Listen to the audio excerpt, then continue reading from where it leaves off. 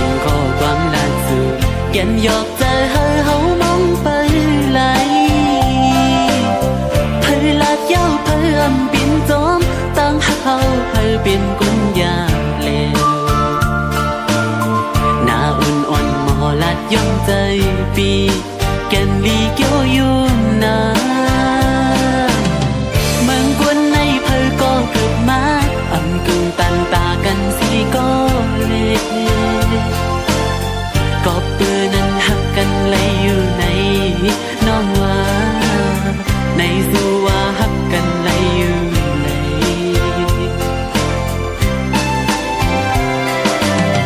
หัวใจสู่น้องเล่าตอนพักปันเฮาเอาปิ่นน้ำขึ้นมาทุกคู่ใจเจ๊ไม่มาหันโป้มือลิวสั่นด้วยมือไหลเอาปีมือน้ำตาไหล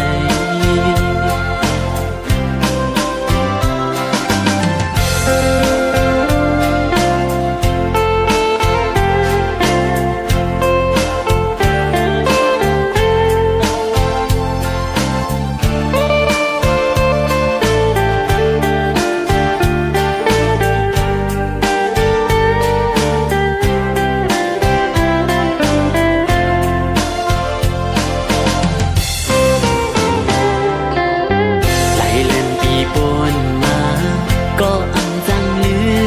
มเมื่อเลยวนจมตึกเปลี่ยนมาไว้เราเลยโตหน้าเมืองเลี้ยงเยาก็ยาอำลืมจังเลย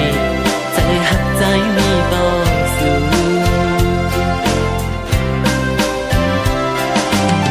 คือตีปิ่นข้อความล่าสุดแก่นหยอกใจเฮามองไป